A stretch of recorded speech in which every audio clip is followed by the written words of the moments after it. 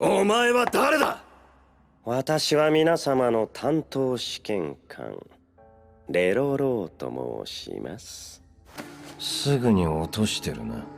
使い方がわからなかったか。触れ上がったお前たちがいれば話は別。神の水に限界はねえ。その力で不老不死にも無限の力も手に入る。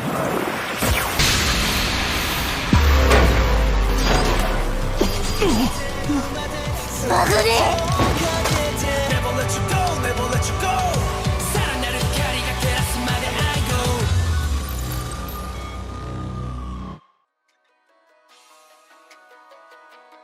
Tower of God is a new action, adventure, and fantasy show, and by the time of this recording, 2 episodes have been aired. The show is about, well, a tower in which all of your desires and needs are on the top. So people are chosen to climb this tower, and when a girl that our main protagonist cares about so deeply gets chosen to climb the tower, he follows her into the tower without even thinking twice. And along the way, he gets caught up in different situations, meeting new friends and enemies, all so that he can keep following this girl. Now, this one is a special one, the reason being that this is the first manhwa to get an anime adaptation. This is a huge step in the anime industry, giving more opportunities for future adaptations of the same medium. That's right. We're one step closer to getting an anime adaptation to Solo Leveling. However, it might depend on the audience's reception of the show before we can determine a more certain future. So, what do I think of it? Well, so far, they're doing a really good job with this adaptation. I wouldn't say it's a masterpiece, but it's a damn fine show.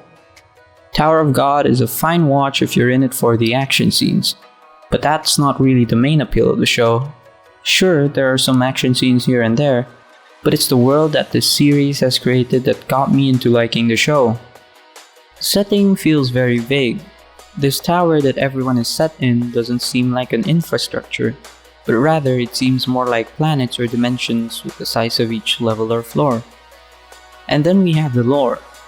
Both the settings and the characters have their stories, yet it doesn't really explain it right away. They do a nice job with exposition. You learn more about this world in many ways, and it doesn't feel in your face for most of the time. It may come as hints while characters are conversing, or maybe you learn something about the tower when someone is telling their backstories.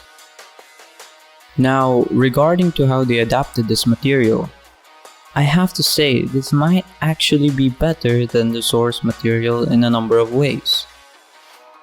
It's giving it the Demon Slayer treatment in which they actually enhance some parts that makes the anime better than the manga, or manhwa rather. They did however change, rearrange, and remove some parts from the source material. And to be honest, it did a whole lot to better the pacing and just make a scene work. Because the manhwa did have a little bit of inconsistency issues. The art style is very similar to the source, and I do appreciate that. I mean, the source itself already established the colors of its world. And as someone who has read the manhwa, I don't think I would have appreciated this as much if I hadn't read it, because there's always that satisfaction that you would get when you see something you've read adapted incredibly.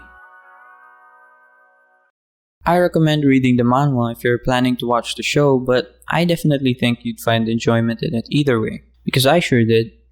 But let me know what you guys think.